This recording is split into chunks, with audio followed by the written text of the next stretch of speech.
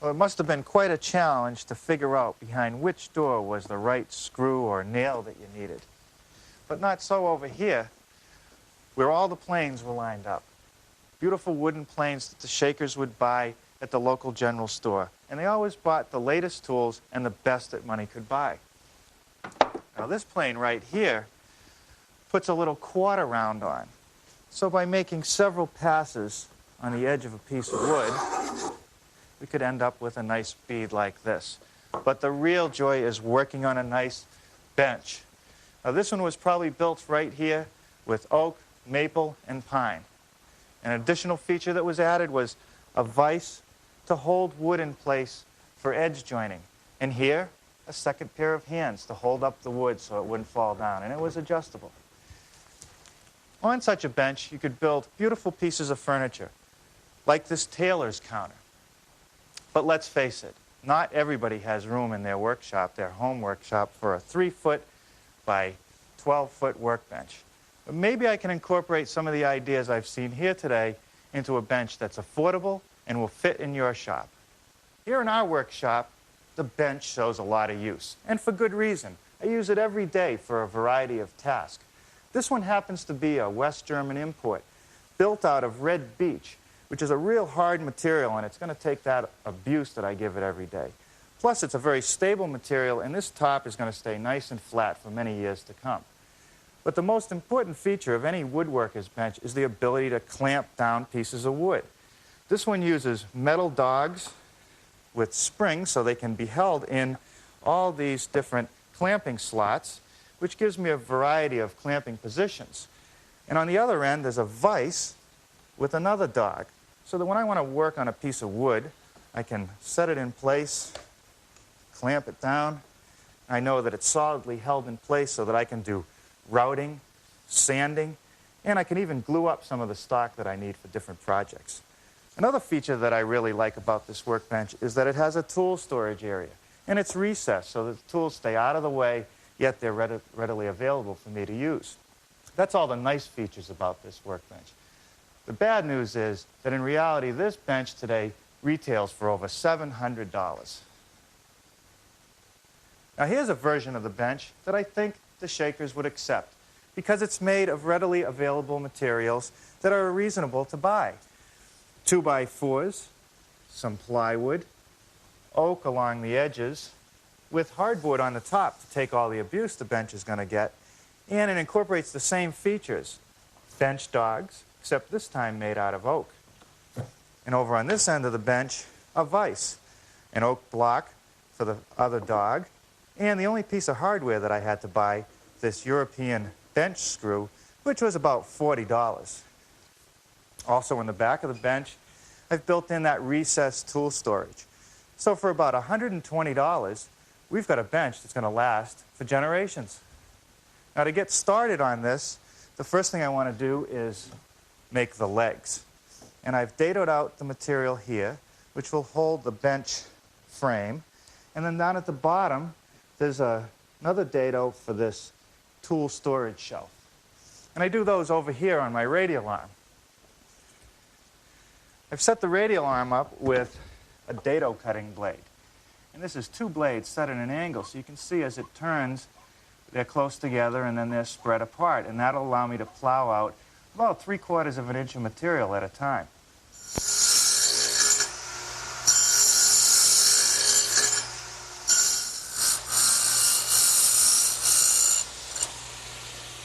Okay, now let's turn it over and dado out for the shelf.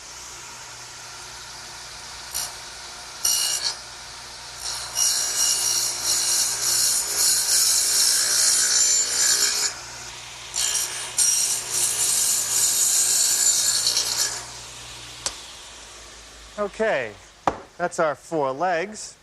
And the next thing I want to do is make a couple of feet. This piece right here. That helps stabilize the bench. And I need to make a 1/2 inch deep dado so that my leg can fit into that like that. So back to the radial arm.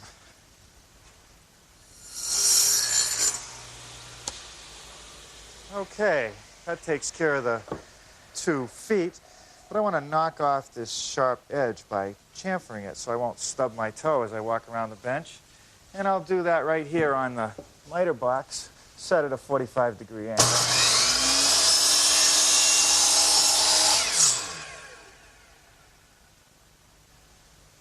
Well, while I have the dado head set up in the radial arm, I want to make this end piece for my tool storage area. And I want to make a rabbet joint in that, which is like this, and that just gives me a real strong connection.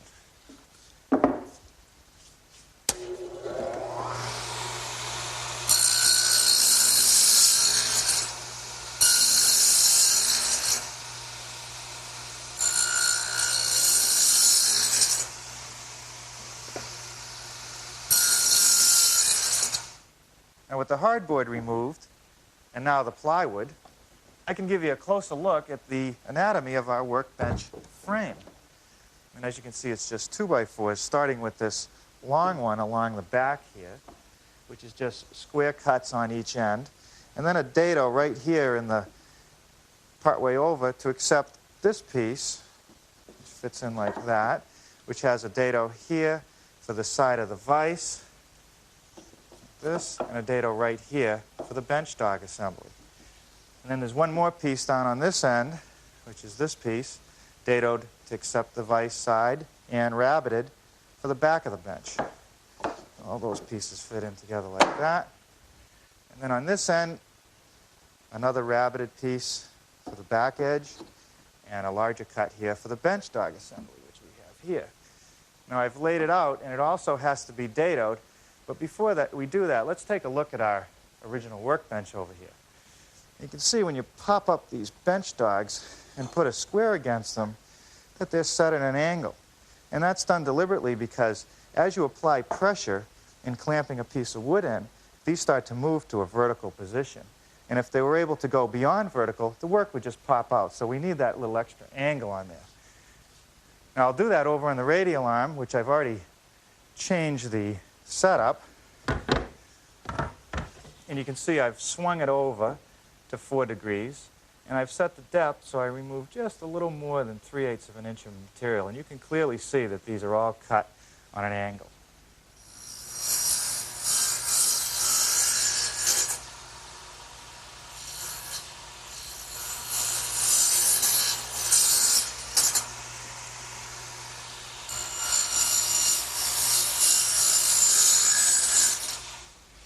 Okay, that's one side of my bench assembly. Now to do the other side, I'm going to have to swing my radial arm 4 degrees on the other side of 0 to make these cuts. The next operation that I have to do is to put a groove in this 2x4, which is the back member of the bench. And it's grooved out so that we can put this plywood tool storage shelf into the groove. It's about a 1/4 inch deep and 3/4 of an inch wide, and I've set the radial arm up to do just that.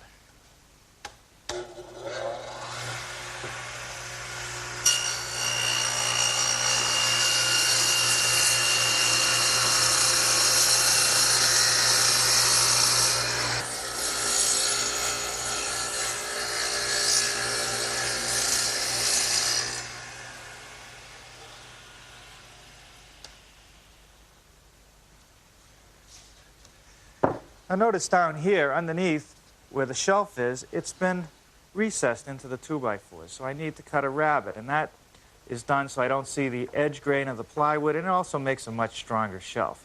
I've set up the radial arm to do that operation, and that's next.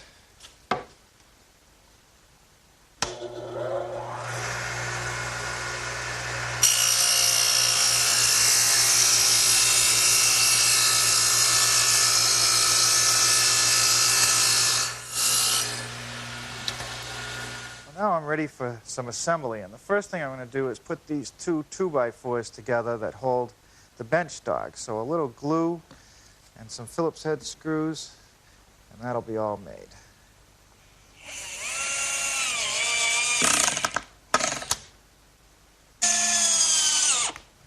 Now with a little glue and some screws, for which I've already pre-drilled and countersunk so that I won't split my pieces, I'm ready to continue assembling the top.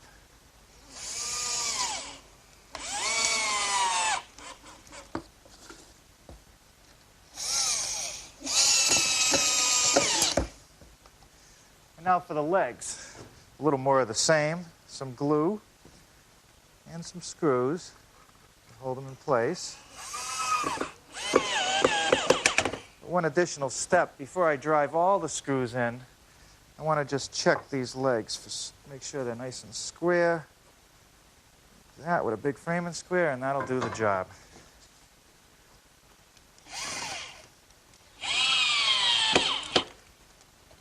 Now I'm ready to put in the side supports for the tool shelf. A little bit of glue, and they get set in our dados, and they stick over about a ½ an inch beyond the leg and fasten with some more screws.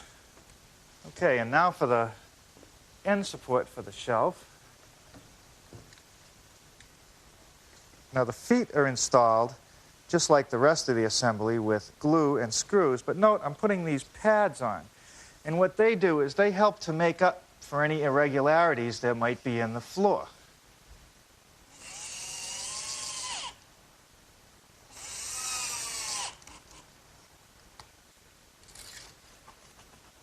Okay, now here I have a piece of 3/4 inch plywood and a piece of 1/4 inch hardboard, which are for the top of the bench. And I need to cut a slot in both of those pieces for this bench dog assembly here. So I've laid it out 3/4 of an inch wide and about 3'6" long. And I'm going to take the piece of hardboard and screw it to the plywood so that I can cut through both materials at one time.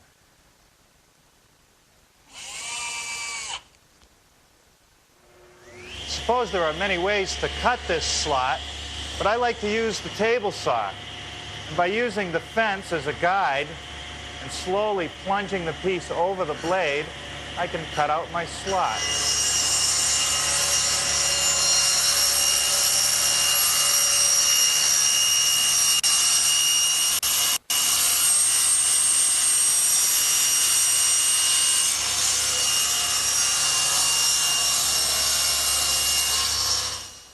Okay, now I'll just readjust my fence over another 3/4 of an inch and make the other cut.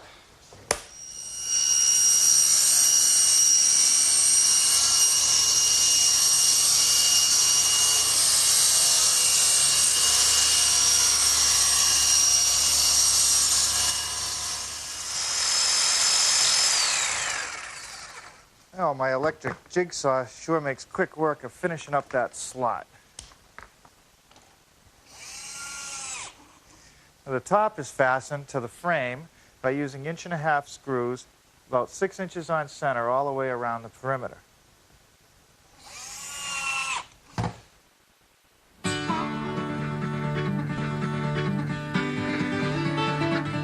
Let's take another look at our completed bench. You'll notice that I've had to cut out part of the top for the vise mechanism. So I've gone over here and done the layout on the hardboard, and I'm going to use my circular saw to take out that material. Hopefully I've laid it out right so I won't cut out any of my 2x4 below or hit any of those screws.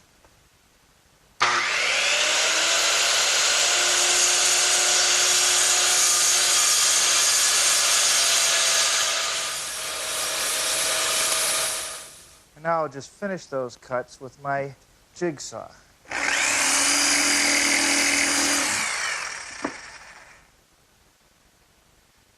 Finally, I'm ready to start in with the oak banding.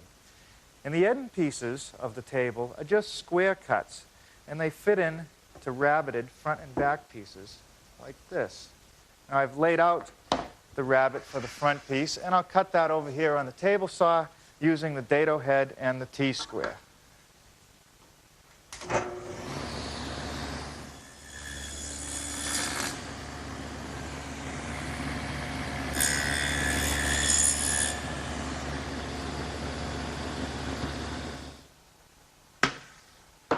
Now this back piece of oak, as well as the two end pieces, also need a dado to hold this piece of plywood at the bottom of the tool storage area, much like the one that was in the 2x4. And I'll do that over on the table saw.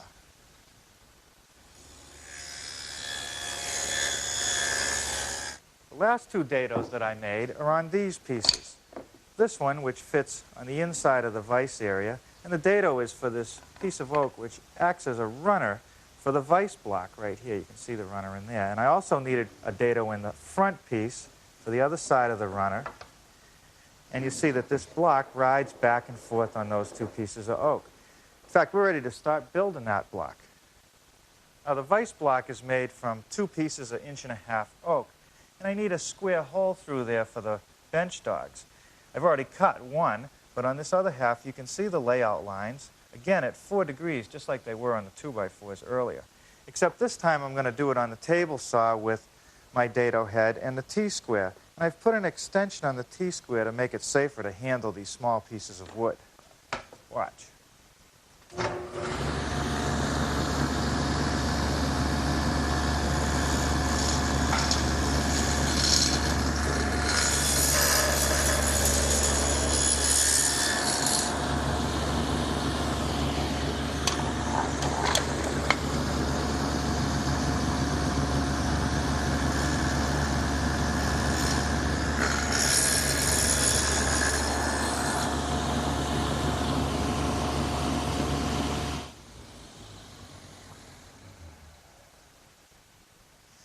Now, the last groove that I have to make is in the side of each piece, and that'll provide a track for the runner to go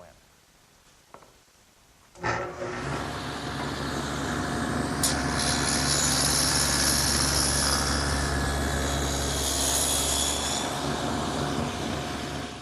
A little bit of glue here, and then we'll be ready to screw it together. And boy, you know, on this oak, it's critical to cut pilot holes. It's such a hard wood.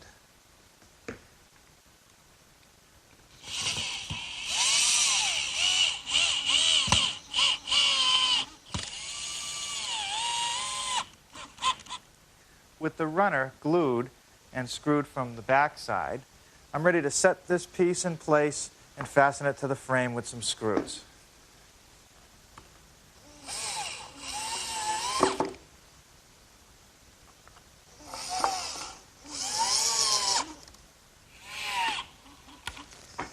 Okay, with the runner installed in my front piece of band, I'm ready to set that in place.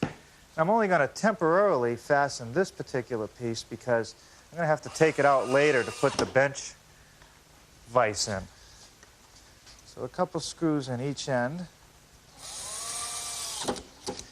Now I can put the side pieces on. They just fit right in that rabbet.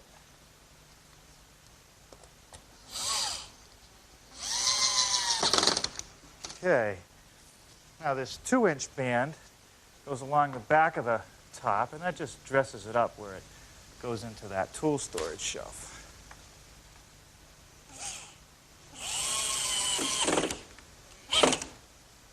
Now I'm ready for the plywood shelf for that tool area, and that fits right into all those dados that I've made. Like that, and then the back piece of oak fits over the outside. We'll screw that together at each of the corners.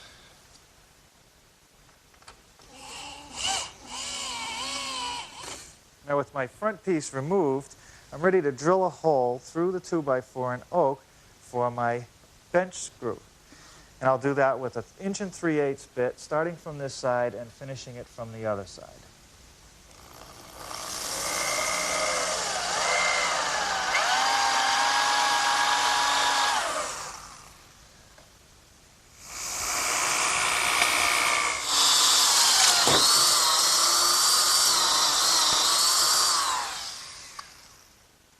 The collar for the bench screw gets attached to the wooden block with some big screws.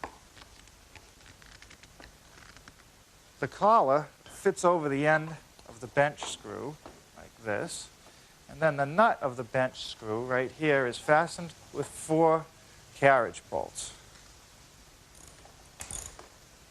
Okay, that takes care of the carriage bolts. Now I can set this front piece back in place, fasten it down, and the end is in sight.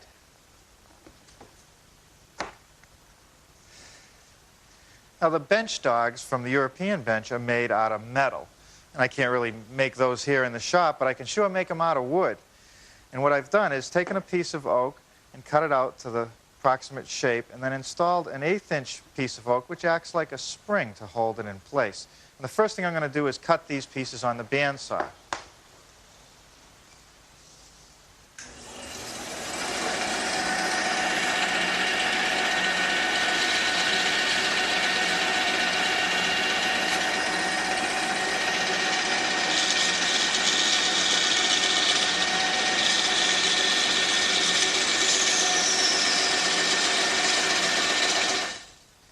Well, now I'm ready to attach these little 1/8-inch pieces to act as springs. But first I'm going to have to drill a pilot hole for the screws, especially in this hard oak.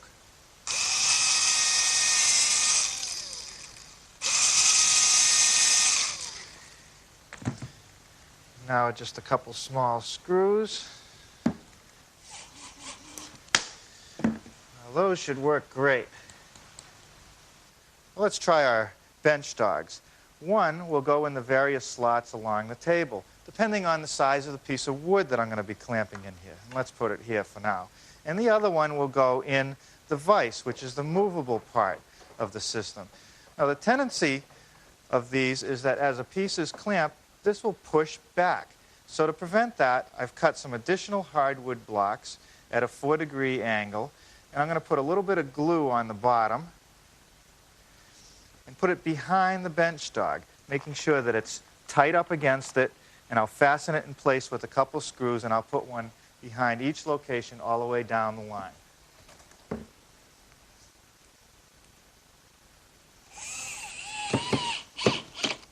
Oh, now here's something I almost forgot to do. Where the bench dogs go into the sliding block, I need to recess them out so that this will go all the way down. Otherwise, whenever I want to have the bench as a perfectly flat surface, they're going to be in the way. So I'll do that by using a brad point bit and a chisel to remove the rest of the material.